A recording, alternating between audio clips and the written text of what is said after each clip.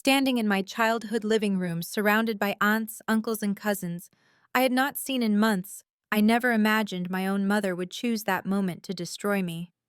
Her words cut through the holiday laughter like a knife. Jessica has always been the disappointment of this family. Look at her sister Emma, married, successful, giving us grandchildren, and Jessica still single at 32, barely making rent as a struggling artist. I am honestly embarrassed to call her my daughter. The room fell silent. Every eye stared at me as my heart shattered into pieces. But you know what they say about family karma. It always comes full circle. And what happened next? Well, let me tell you, this story gets wild.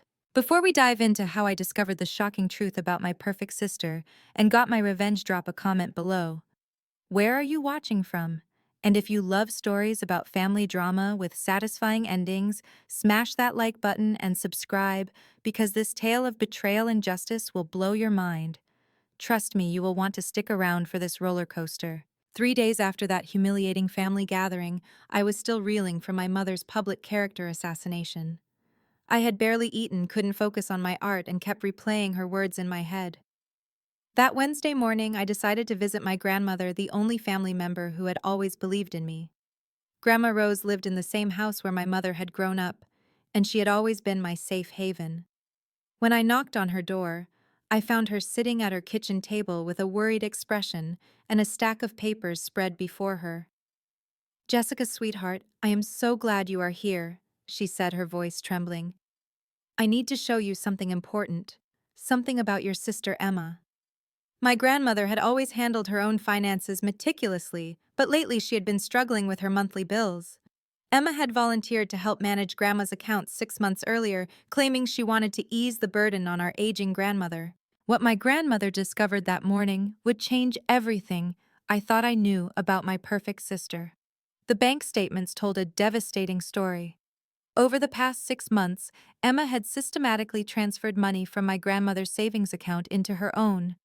The amount started small, $200 here, $300 there, but gradually increased to larger sums. In total, Emma had stolen over $18,000 from our 80-year-old grandmother. "I trusted her completely," my grandmother whispered, tears streaming down her weathered cheeks. When I questioned some of the withdrawals, Emma told me I was getting confused in my old age. She made me feel like I was losing my memory. I started doubting myself, Jessica. My own granddaughter made me question my sanity. As I examined the documents more closely, I discovered Emma's scheme was even more elaborate than simple theft. She had opened a credit card in my grandmother's name, maxing it out with purchases that included designer handbags, expensive dinners, and a luxury vacation to Hawaii that Emma had bragged about on social media just last month. The credit card bills showed charges at high-end boutiques and restaurants that my grandmother would never frequent. But the financial theft was only part of the betrayal. Emma had been manipulating my grandmother emotionally for months, gradually isolating her from other family members by suggesting they were too busy to care about her. "Emma told me you were too focused on your silly art to visit me," my grandmother revealed. "She said the rest of the family thought I was becoming a burden. I felt so alone, Jessica." The more I learned, the angrier I became. While Emma was publicly playing the role of the devoted granddaughter and perfect family member, she was privately exploiting our grandmother's trust and vulnerability. She had used my grandmother's love and generosity as weapons against her, stealing not just money, but also peace of mind and family connections. That afternoon, I spent hours with my grandmother, helping her organize the evidence and documenting every fraudulent transaction. We discovered that Emma had also forged my grandmother's signature on several documents, including one that attempted to add Emma as a beneficiary on my grandmother's life insurance policy. The level of premeditation was shocking. As evening approached, my grandmother's hands shook as she held mine. "Jessica, I do not know what to do. Emma is family. She is my granddaughter. But what she has done, I feel so betrayed, so foolish for trusting her. And now I cannot afford my medications this month because of what she has taken." Looking at my grandmother's frightened, confused expression, I felt a rage I had never experienced before. Emma had not just stolen money, She had stolen my grandmother's dignity, her sense of security, and her faith in family. And all the while, my mother had been praising Emma as the golden child and publicly humiliating me for not measuring up to her standards. That night, I lay awake planning my next move. I knew I could not let Emma get away with elder abuse and financial exploitation. But I also knew that my family would likely protect Emma and dismiss my accusations, just as they had always dismissed me. I needed proof that was so overwhelming and undeniable that even my mother could not ignore it. The next morning, I began researching elder financial abuse laws and gathering documentation.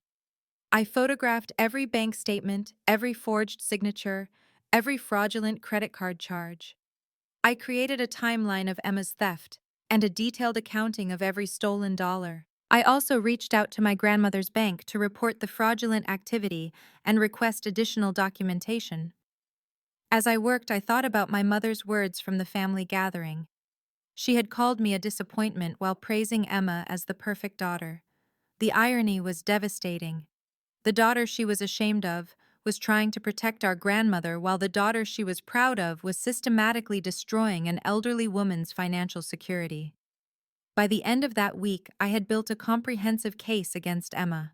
I had bank records, credit reports, photographs of forged documents, and my grandmother's detailed testimony about the emotional manipulation. I had also researched the legal consequences of elder financial abuse and discovered that Emma's actions could result in serious criminal charges and significant jail time. But before I went to the authorities, I wanted to give Emma one chance to confess and make restitution. I also wanted my family to see who Emma really was before they heard it from law enforcement. The perfect family gathering, where my mother had humiliated me, was about to become the setting for Emma's public downfall. The following Sunday, our extended family gathered again for my uncle's birthday celebration. The same relatives who had witnessed my humiliation the week before were present, chatting and laughing in my aunt's backyard. Emma arrived fashionably late, wearing a designer dress that I now knew my grandmother had unknowingly purchased through her stolen credit card. I had spent the entire week preparing for this moment, gathering every piece of evidence and rehearsing exactly what I would say. My grandmother sat beside me, clutching my hand for support, as we waited for the right opportunity to speak. She had been terrified about confronting Emma publicly, but she agreed that the family needed to know the truth. Emma was holding court near the dessert table, regaling our cousins with stories about her recent Hawaiian vacation and her latest shopping sprees. My mother stood nearby, beaming with pride, as she listened to Emma describe her luxurious lifestyle. The contrast between Emma's carefree attitude and my grandmother's worried expression was heartbreaking. "Emma!" I called out loudly enough for everyone to hear. "Could you come here for a moment? Grandma Rose has something she needs to discuss with you." Emma's smile faltered slightly as she approached us. "Sure, what is it?" she asked, her voice artificially sweet. "Grandma, you look worried. Is everything okay?" My grandmother took a deep breath and pulled out the stack of bank statements I had helped her organize. "Emma, I need you to explain these withdrawals from my account," she said, her voice stronger than I had expected. $18,000 has disappeared over the past 6 months, and according to these records, the money went into your account. The color drained from Emma's face, but she quickly recovered her composure. "Grandma, you are confused again," she said dismissively, reaching out to take the papers. "Remember how we talked about your memory issues? You asked me to help with some expenses and we handled everything together." But this time my grandmother did not back down. "I may be 80 years old, Emma, but my memory is perfectly clear about my own money," she replied firmly. "I never asked you to transfer $18,000 to yourself, and I certainly never asked you to open a credit card in my name and charge $12,000 in personal expenses." By now, the entire party had fallen silent. Our relatives began gathering around us, their faces showing a mixture of confusion and growing concern. My mother stepped forward, her expression shifting from confusion to defensive anger. "What are you implying, Jessica?" my mother demanded, glaring at me as if I were the problem. Are you seriously going to cause drama at a family gathering again? Emma has been nothing but helpful to your grandmother. I stood up holding a folder containing copies of all the evidence I had compiled. I am not implying anything, Mom. I am stating facts supported by bank records, credit reports, and documented fraud. I opened the folder and began distributing copies of the most damning evidence to my stunned relatives. Emma has systematically stolen from Grandma Rose for 6 months. I continued, my voice steady despite my racing heart. She has forged Grandma's signature on multiple documents, opened unauthorized credit accounts, and used emotional manipulation to make Grandma question her own memory when she tried to ask questions. Emma's mask of innocence was cracking. "This is ridiculous," she snapped, but her voice lacked its usual confidence. "Jessica is just jealous because I have been helping Grandma while she has been too busy with her little art projects to care about family." But the evidence spoke for itself. My uncle, who worked in banking, examined the documents with growing alarm. "These are clearly fraudulent signatures," he announced. "And these credit card charges. Emma, this Hawaiian vacation you posted about on Facebook, you charged it to Grandma's stolen credit card." My aunt looked at her own copy of the evidence, her face pale with shock. "Emma, there are charges here for designer handbags and expensive dinners. You told us you got a promotion at work and could afford these luxuries. You bought these things with money stolen from your grandmother." The confrontation escalated quickly as more relatives examined the evidence. Emma's carefully constructed facade began crumbling as the undeniable proof mounted against her. She tried various excuses, claiming she had permission, insisting the documents were falsified, even suggesting that I had manipulated the evidence out of jealousy. My mother, however, remained stubbornly defensive of Emma. "There has to be an explanation," she insisted. "Emma would never steal from family. Jessica, you have always been jealous of your sister's success. This is just another attempt to tear down someone who is doing better than you." That comment ignited something fierce within me. "Success," I laughed bitterly. "Mom, Emma's entire lifestyle has been funded by stealing from our 80-year-old grandmother. The designer clothes, the luxury vacations, the expensive dinners you have been bragging about, all of it was purchased with money stolen from Grandma Rose." I turned to address the entire family, my voice rising with emotion. "Last week, Mom humiliated me in front of all of you, calling me a disappointment and praising Emma as the perfect daughter. But while you were all admiring Emma's apparent success, she was systematically robbing our grandmother and making her question her own sanity." My grandmother, emboldened by the support and evidence, found her voice again. "Emma made me feel like I was losing my mind," she said, tears in her eyes. "When I questioned the missing money, she told me I was getting old and confused. She isolated me from the rest of you by claiming you all thought I was becoming a burden. I felt so alone and frightened." The weight of my grandmother's words hit the family like a physical blow. Several of my aunts began crying, realizing they had been manipulated into staying away from their mother. My uncle's wife wrapped her arms around my grandmother, whispering apologies for not visiting more often. Emma, cornered and exposed, finally dropped her innocent act entirely. "Fine," she screamed, her face flushed with anger and desperation. "Yes, I took the money, but Grandma was not even using it. It was just sitting in her account doing nothing while I was struggling with expenses. I was going to pay it back eventually." The admission sent shockwaves through the gathered family. Emma's confession confirmed what the evidence had already proven, but hearing her say it out loud made the betrayal even more devastating. "Struggling with expenses, I challenged her. "Emma, you make $70,000 a year at your job. You were not struggling. You were greedy. You wanted a lifestyle you could not afford, so you decided to steal from our grandmother to fund it." My mother stood frozen, her face cycling through disbelief, horror, and slowly dawning realization. For the first time since I could remember, she was speechless, staring at Emma as if seeing her for the first time. But Emma was not finished. In her desperation, she made one final attempt to shift blame. "At least I spend time with family," she shouted. At least I do not hide away painting stupid pictures while everyone else takes care of family responsibilities. If Jessica had been around more, maybe Grandma would not have needed my help. The accusation was so absurd and cruel that even my mother winced. My uncle stepped forward, his banker's training evident in his measured response. Emma, what you have done is called elder financial abuse. It is a federal crime with serious consequences. The amount you have stolen qualifies as a felony, and the emotional manipulation you have used against your grandmother compounds the charges significantly. As the reality of the legal implications sank in, Emma's defiance transformed into panic. She looked around at our family members, searching for any sign of support or sympathy, but found only shocked disappointment and growing anger.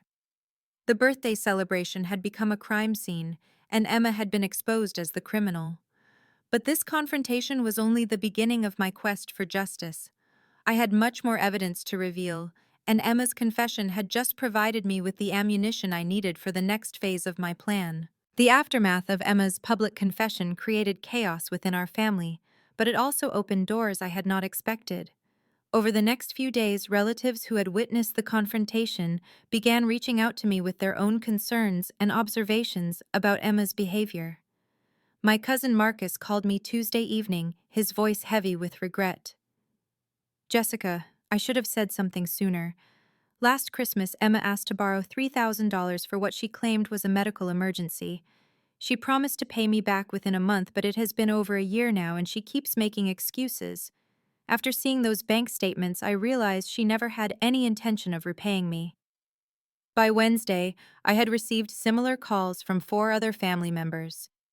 Emma had borrowed money from almost everyone, always with compelling sob stories about emergencies or temporary financial difficulties. The total amount she owed to various relatives exceeded $15,000, none of which had been repaid, despite her apparent prosperity. My Aunt Sarah revealed something even more disturbing. Emma asked me not to mention this to your mother, but she tried to get me to invest in some kind of business opportunity last month. She said she needed $25,000 and promised huge returns. When I told her I needed time to think about it, she became very pushy and suggested I might regret missing out on such a profitable opportunity. The pattern was becoming clear. Emma had been running various financial schemes throughout the family, targeting different relatives with different stories and keeping them isolated from each other to prevent them from comparing notes. She had been systematically exploiting family relationships for personal gain. I began documenting these additional victims and their stolen money, creating a comprehensive picture of Emma's fraudulent activities. Each new revelation made me more determined to ensure she faced appropriate consequences for her actions. Thursday morning brought an unexpected ally. My grandmother's neighbor, Mrs. Peterson, called me after hearing about the family confrontation through the neighborhood grapevine. Jessica, I hope you do not mind me calling, but I think you should know what I have observed at your grandmother's house over the past few months.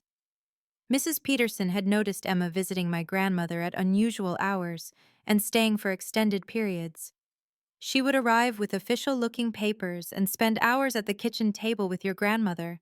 I could hear raised voices sometimes, and afterwards, your grandmother always looked upset and confused. More importantly, Mrs. Peterson had witnessed Emma removing items from my grandmother's house on several occasions. I saw her loading boxes into her car late one evening about 3 weeks ago. When I asked your grandmother about it the next day, she seemed confused and said Emma had told her they were just old things that needed to be donated to charity. This revelation prompted me to visit my grandmother again and conduct a thorough inventory of her belongings. What we discovered was heartbreaking.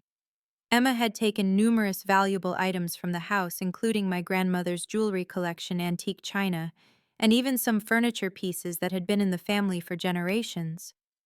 I remember asking Emma about my mother's engagement ring. My grandmother said, tears in her eyes as we searched through her jewelry box. Emma told me I had probably misplaced it and that I should not worry about such things at my age. I felt so foolish for losing something so precious. Satuim artis. We found empty spaces where valuable items had once sat, and my grandmother was able to recall Emma's explanations for their absence.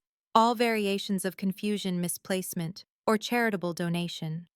The theft extended far beyond money into precious family heirlooms that could never be replaced.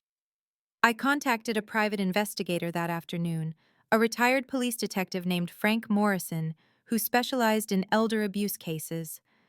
After reviewing my evidence, he was amazed by the scope of Emma's criminal enterprise. In 30 years of law enforcement, I have rarely seen such systematic and calculated exploitation of an elderly family member, he told me. Your sister has committed multiple felonies: elder abuse, fraud, identity theft, forgery, and larceny.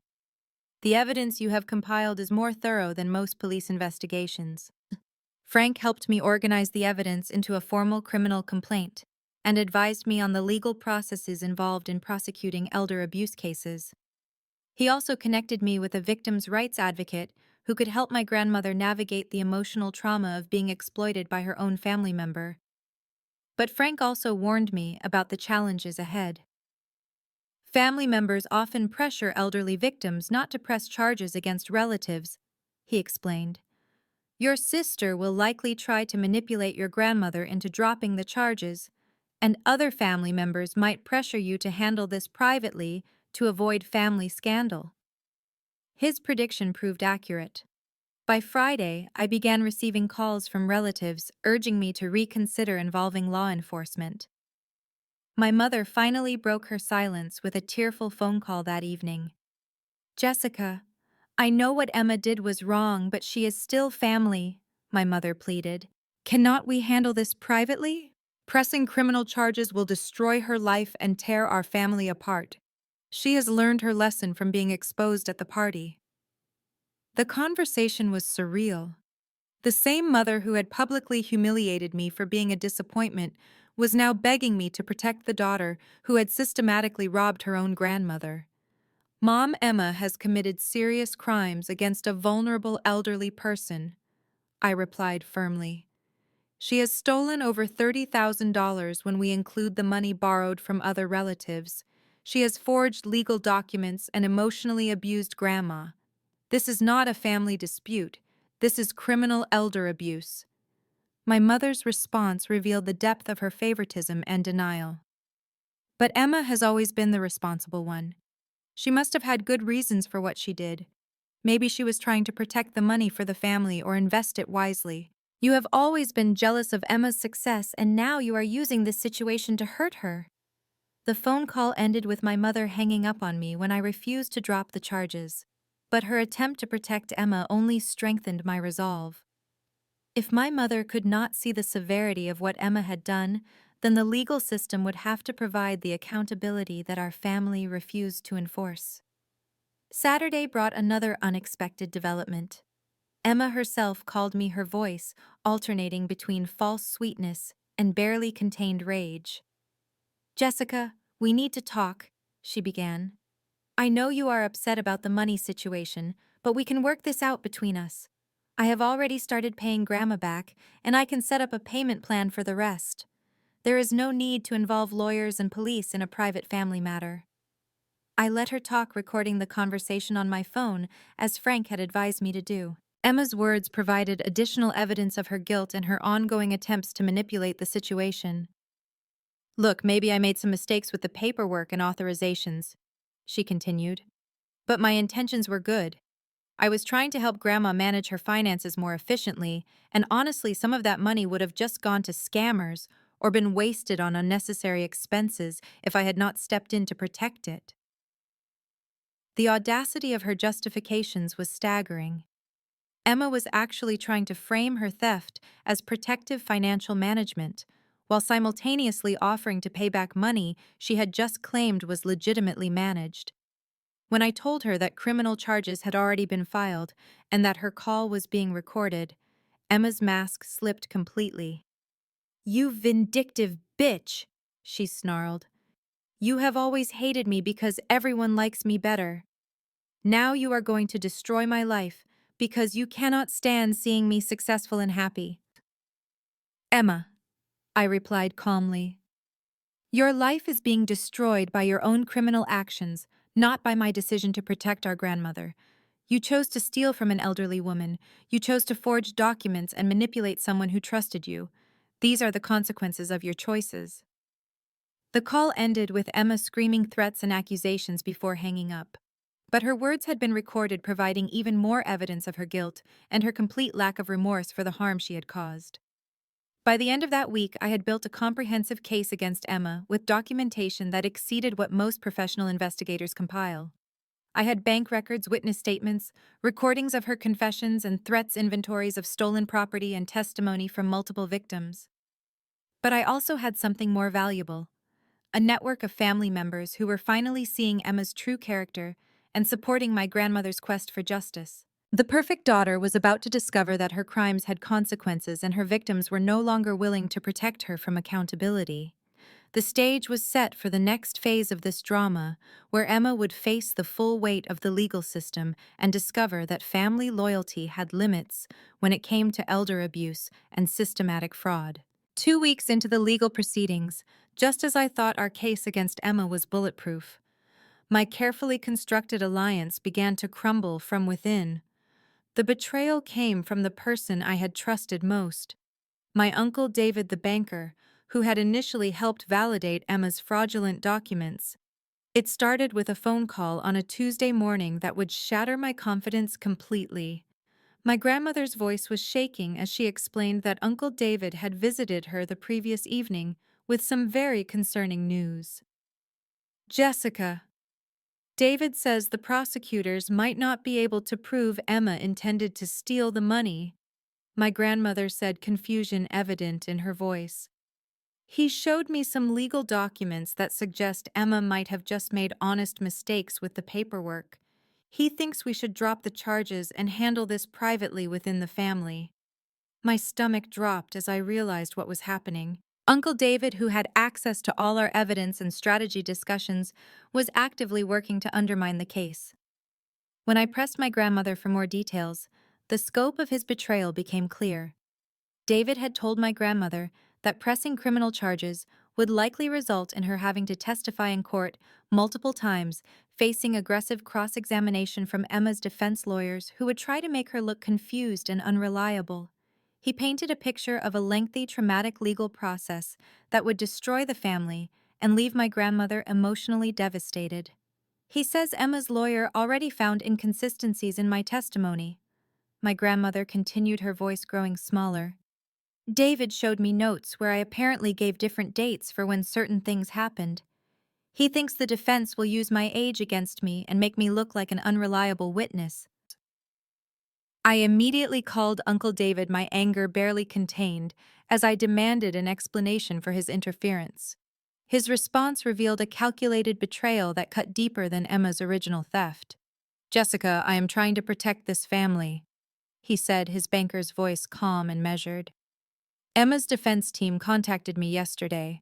They know I examined the financial documents, and they want me to testify that the transactions could have been legitimate financial management rather than theft." The revelation hit me like a physical blow. Emma's lawyers had approached David, and instead of refusing to cooperate with the defense, he was actively considering testifying against our case.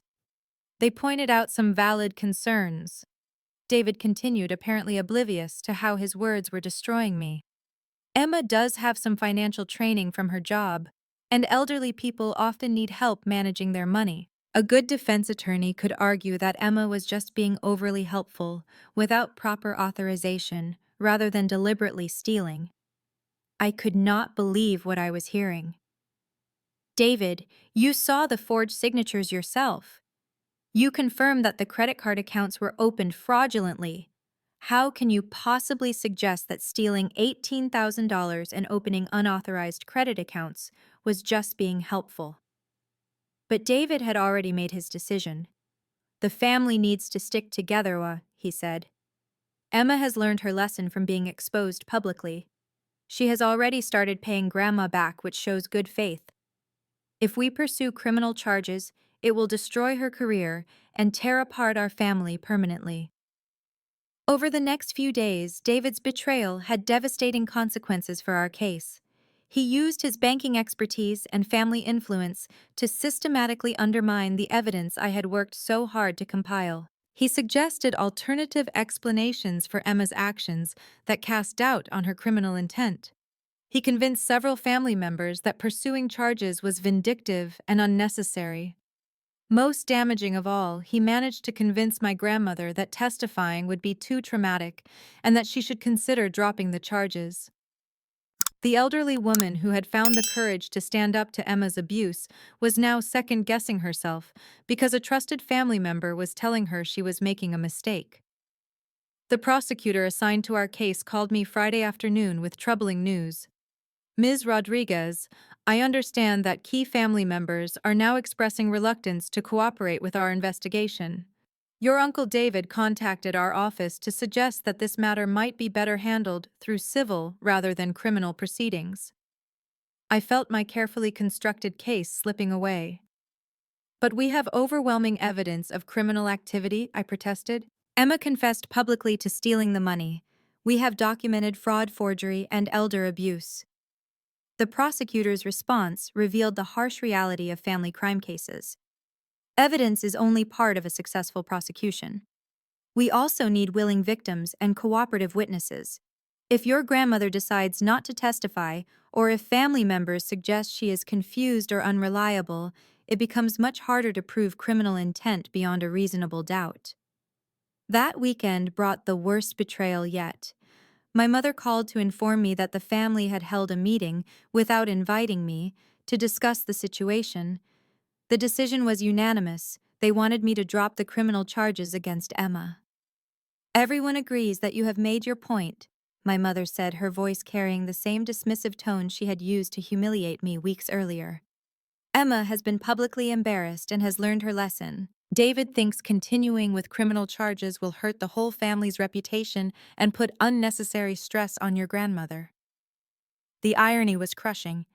The same family that had applauded when my mother humiliated me was now rallying to protect Emma from the consequences of her criminal actions.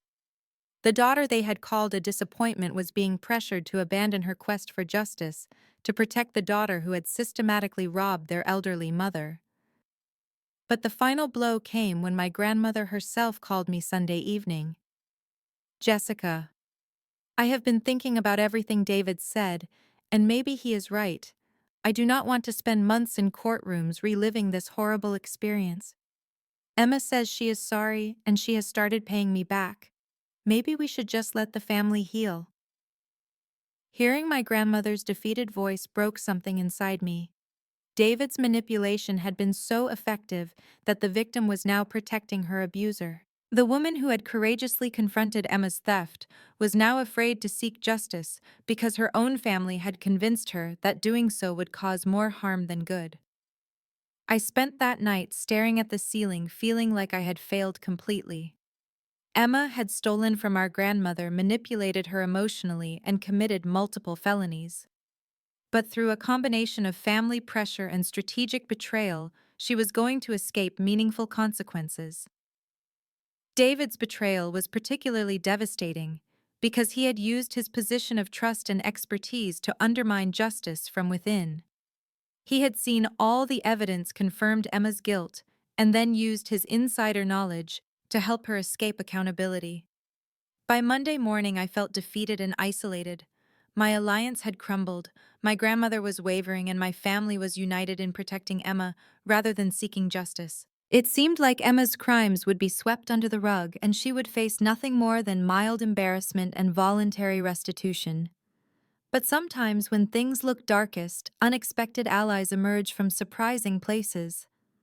I was about to discover that Emma's criminal activities extended far beyond our family, and that there were people with both the power and motivation to ensure she faced appropriate consequences regardless of family politics.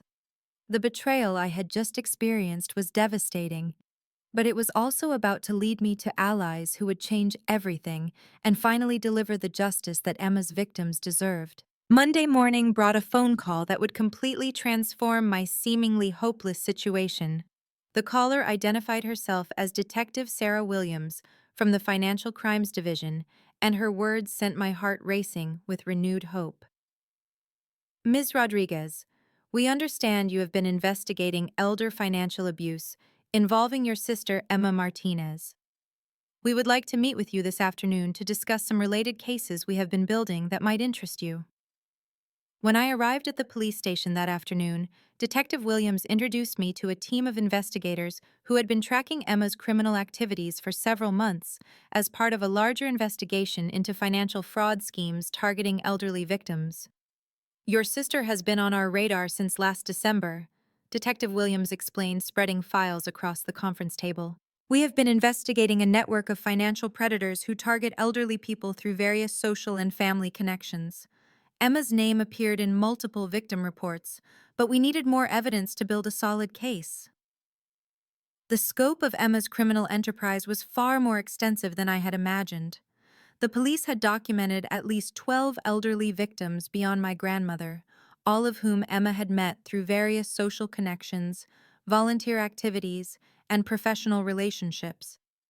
Detective Williams showed me evidence that made my family's betrayal seem insignificant in comparison. Emma has been running what we call a grandparent scam operation for over 2 years. She targets elderly people who are socially isolated or cognitively vulnerable, gains their trust by offering help with finances or technology, and then systematically exploits them. The investigation revealed Emma's sophisticated methods. She would identify elderly victims through church groups, community centers, and neighborhood associations. She would volunteer to help them with banking insurance paperwork or computer problems. Once she gained access to their financial information, she would begin small thefts that gradually escalated. Your grandmother was actually one of Emma's smaller victims, Detective Williams continued. We have documented cases where she stole over $50,000 from individual victims. In total, we estimate she has stolen more than $400,000 from elderly people over the past 2 years. The evidence was overwhelming and professionally compiled. Unlike my family-based investigation, the police had surveillance footage, recorded phone calls, digital evidence from Emma's computer and phone, and testimony from victims who had no family connection to protect Emma. Detective Martinez, the lead investigator, showed me photographs and documents that demonstrated Emma's systematic approach. She keeps detailed records of her victims, including their financial assets, family relationships, and cognitive capabilities. She specifically targets people who are unlikely to be believed if they report the theft, or who can be convinced that they are confused about their own finances. One case file particularly horrified me. Emma had befriended an 87-year-old widow named Mrs. Patterson, who was suffering from early-stage dementia. Over 8 months, Emma had stolen nearly $60,000 while convincing Mrs. Patterson that her own children were trying to steal from her, and that Emma was her only true friend protecting her. Mrs. Patterson's family tried to report the theft, but Emma had so thoroughly manipulated the situation that Mrs. Patterson defended Emma and accused her own children of lying, Detective Martinez explained. It was not until we found Emma's records that we could prove what had really happened. The police investigation also revealed that Emma had been preparing to expand her operations significantly. They had found business plans on her computer for a fake elder care consulting company that would have given her access to hundreds of additional victims through assisted living facilities and senior centers. Your family investigation provided the final pieces we needed, Detective Williams said. Your documentation of the emotional manipulation and your grandmother's testimony about how Emma made her question her own memory perfectly matches the pattern we have seen in other cases. But the most shocking revelation was yet to come. Detective Martinez opened another file and showed me evidence that Emma had been working with accomplices, including a corrupt bank employee who had helped her access victim accounts and a lawyer who had helped her forge legal documents. This is not just one person stealing from elderly victims, Detective Martinez explained. This is an organized criminal conspiracy involving multiple people and sophisticated fraud techniques. Emma is actually a mid-level player in a larger operation that we have been tracking across 3 states. The investigation had uncovered evidence of Emma's criminal activities that made my Uncle David's betrayal irrelevant.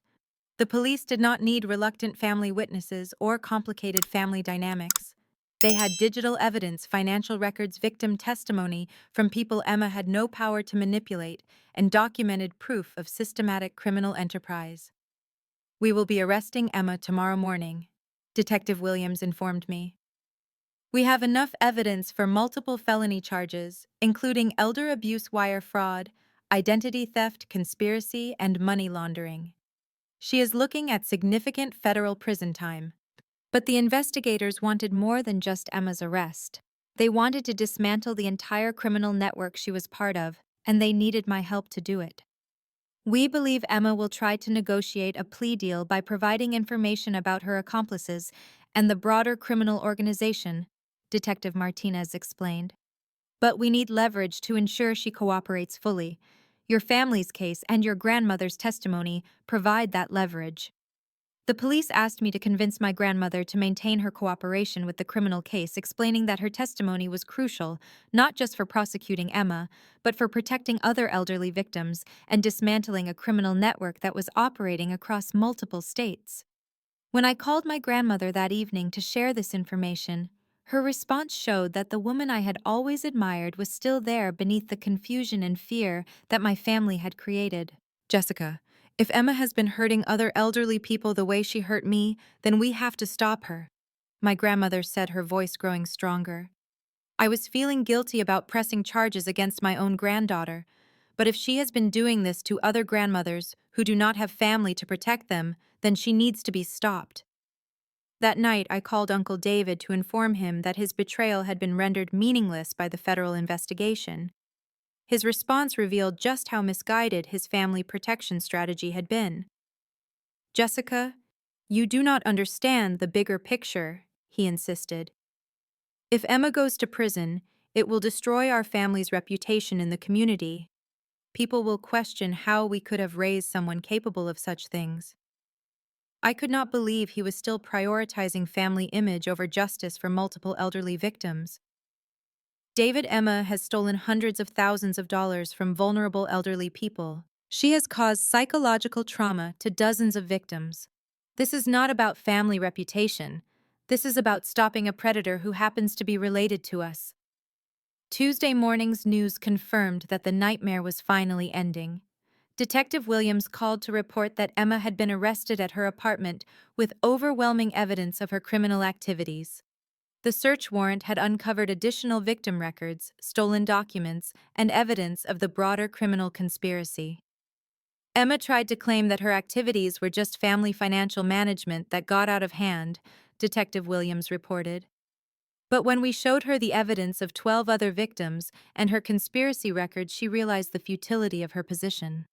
The federal charges would ensure that Emma faced serious consequences regardless of family politics. The investigation had also led to arrests of her accomplices, dismantling a criminal network that had been victimizing elderly people across multiple communities. My grandmother's courage in maintaining her testimony despite family pressure had been crucial to achieving this outcome. But more importantly, her willingness to seek justice had protected countless other elderly people who might have become Emma's future victims. The unexpected alliance with law enforcement had transformed my seeming defeat into complete victory. Emma's crimes had finally caught up with her, and justice would be served regardless of family betrayal or misguided loyalty. 6 months later, I stood in a federal courthouse watching Emma receive her sentence: 8 years in federal prison, followed by 5 years of supervised probation and full restitution to all victims. The judge's words echoed through the courtroom as she described Emma's crimes as particularly heinous violations of trust that targeted society's most vulnerable members. The investigation had ultimately identified 18 elderly victims whose combined losses exceeded $600,000.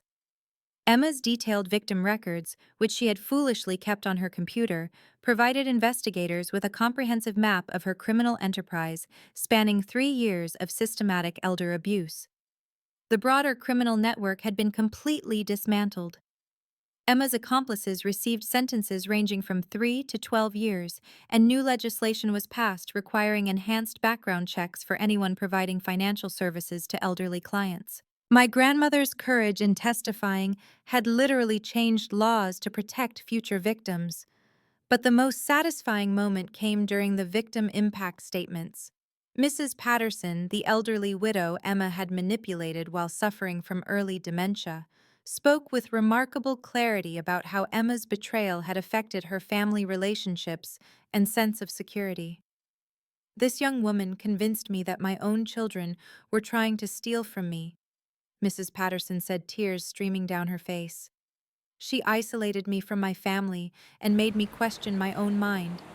The financial theft was terrible, but the emotional manipulation was worse. She stole my ability to trust anyone.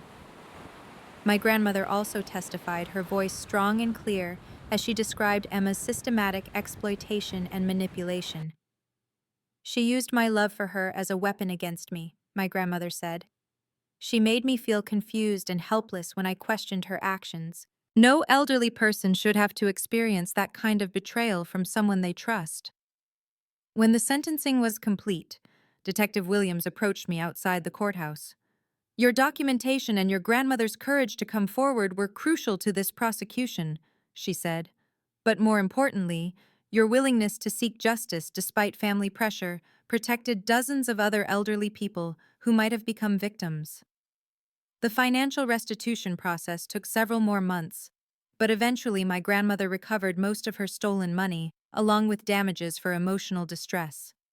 More importantly, she had regained her sense of confidence and security, knowing that Emma could not hurt her or anyone else for many years. The family dynamics that emerged after Emma's imprisonment were revealing. My mother finally acknowledged that her favoritism had blinded her to Emma's true character.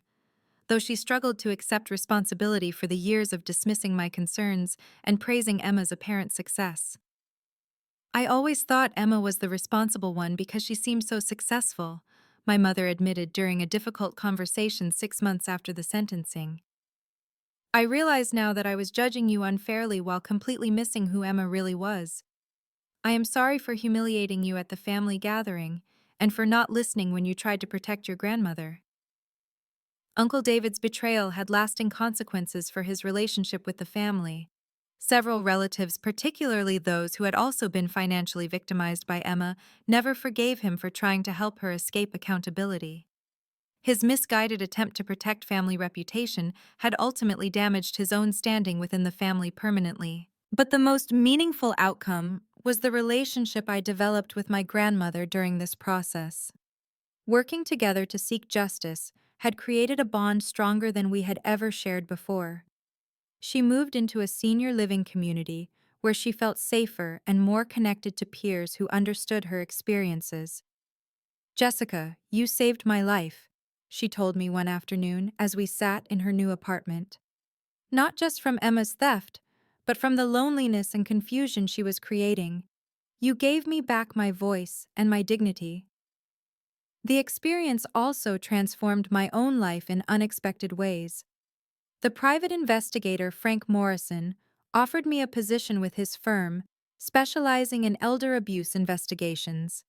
My artistic skills proved valuable for documenting evidence and creating presentations for court proceedings. You have a natural talent for investigation and victim advocacy, Frank told me. Your empathy combined with your attention to detail makes you excellent at this work. Have you considered making this your career? I discovered that helping elderly victims seek justice was more fulfilling than any art project I had ever completed. Within a year, I had helped prosecute 12 additional elder abuse cases and had become a certified victim advocate specializing in financial crimes against seniors. The work was emotionally challenging but incredibly rewarding. Each case reminded me that family betrayal like Emma's was unfortunately common, but that justice was possible when victims found the courage to speak up and when investigators were willing to take elder abuse seriously. My grandmother became my strongest supporter in this new career path.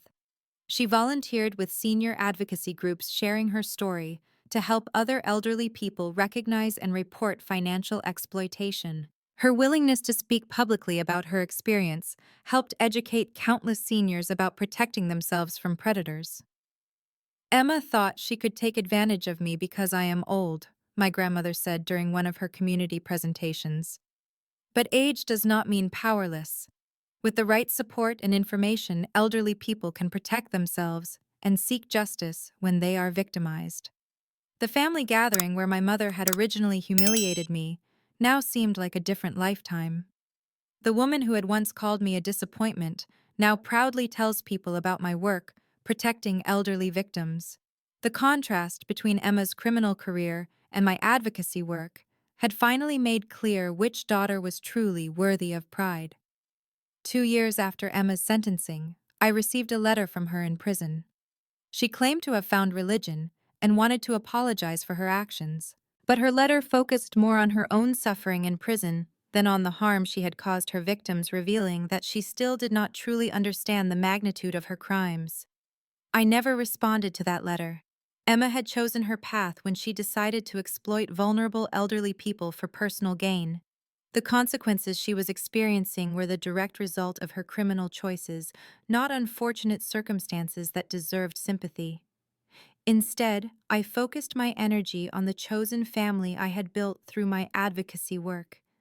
My colleagues, the victims I had helped, and the community of people dedicated to protecting seniors had become more meaningful relationships than the biological family that had originally dismissed and betrayed me. As I write this story today, Emma still has 4 years remaining on her federal sentence.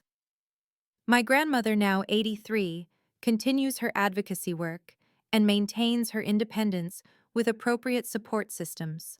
The criminal network Emma was part of remains dismantled, and new legislation continues to protect elderly people from similar exploitation. But here is what I want you to remember. From my experience, family loyalty should never protect criminal behavior, and being related to someone does not give them the right to abuse you. Sometimes the people who claim to love us are the ones who hurt us most, and sometimes the courage to seek justice requires standing alone against family pressure. My grandmother found the strength to speak truth to power, despite being made to feel confused and powerless. That courage protected not just her own interests, but countless other vulnerable people who might have become victims. Now I want to hear from you. Have you ever had to choose between family loyalty and doing what was right? Have you witnessed elder abuse or financial exploitation in your own family or community? Share your thoughts in the comments below, because these conversations help protect vulnerable people by breaking the silence around family crimes. If this story inspired you or taught you something about recognizing elder abuse, please hit that like button to help more people see this content. Subscribe to my channel for more stories about justice, family dynamics, and standing up for what is right, even when it is difficult. And please share this video with anyone who might benefit from understanding how financial predators operate and how victims can seek justice. Together, we can create communities where vulnerable people are protected rather than exploited. Thank you for listening to my story and for supporting content that highlights important social issues. Remember that justice is possible when good people refuse to stay silent about wrongdoing, even when the wrongdoers are family members. Stay strong, seek truth, and never let anyone convince you that family loyalty requires protecting abusers from the consequences of their actions.